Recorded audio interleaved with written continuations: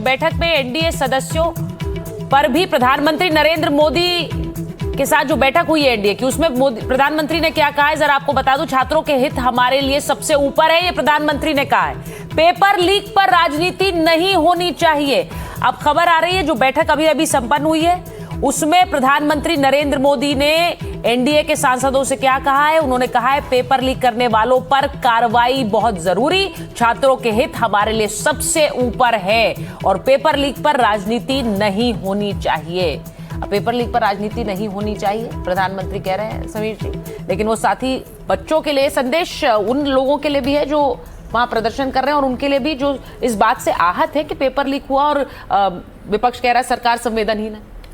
देखिए, मुझे लगता है कि प्रधानमंत्री मोदी ने तमाम अवसरों पर युवाओं से संवाद करने की कोशिश की और करते रहते हैं। अगर देखेंगे परीक्षा पर चर्चा प्रधानमंत्री मोदी युवाओं के साथ करते हैं, मन की बात में वो युवाओं का उन्होंने जिक्र किया और मुझे लगता है कि युवाओं के तमाम इश्यूज़ को लेकर प्रधानमंत्री मोदी हमेशा मुखर रहे और कंसर्न रहते रहे। लेकिन मुझे ये लगता है कि जिस तरीके से पूरा मामला चला और अगर सरकार संवेदनहीन होती, छात्रों के प्रति असहिष्णु होती तो 22 दिन तक अगर जो धरना चला सरकार उसे एक दिन भी नहीं बैठने देती। 22 दिन धरना चला, सरकार ने कहीं कोई हस्तक्षेप नहीं किया। मुझे लगता है कि कल जब सत्र शुरू होने के पहले जिस तरीके से राजनीतिक जमावड़ा उस मंच पर हुआ, जिस तरीके से कल संसद घेरने की कोशिश और संसद में घेरने की जो कोशिश की गई और जो अराजक स्थिति उत्पन्न करने की कोशिश की, मुझे लगता है उसके बाद सरकार को थोड़े सख्त कदम उठाने पड़े।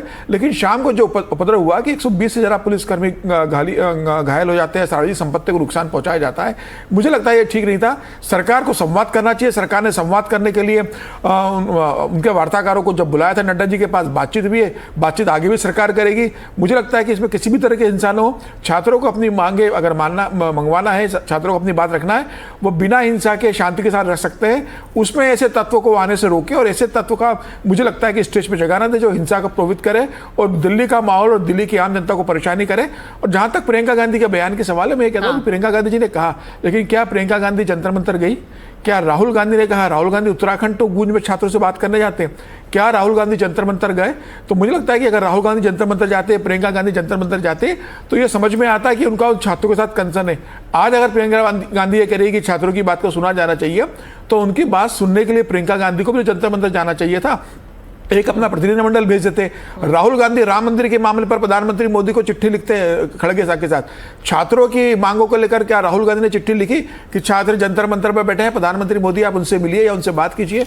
आप राम मंदिर पे चिट्ठी लिखते हो, छात्रों की बात पे चिट्ठी नहीं लिखते। मुझे लगता है उनको ये कोशिश करनी चाहिए थी और मुझे लगता है कि अब जो मामला बढ़ा है तो निश्चित रूप से अब इसमें कांग्रेस और विपक्षी छात्रों की बात उठाने की कोशिश करेंगे। दर्शकों को एक बार फिर से बता दूं, प्रधानमंत्री नरेंद्र मोदी जो एनडीए की बैठक हुई है उसमें उन्होंने क्या कहा।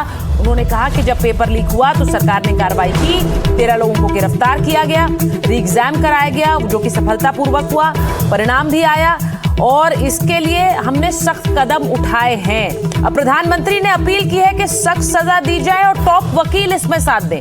जो पाप का काम हुआ उन्हें सख्त सजा दी जाए, आगे पेपर लीक ना हो इसके लिए भी कदम उठाएं। और वो ये भी कह रहे हैं कि केवल एक राज्य या केंद्र सरकार का मामला नहीं है, जो लोग इसमें शामिल हैं उन्हें सजा देने के लिए सबको एक होना होगा।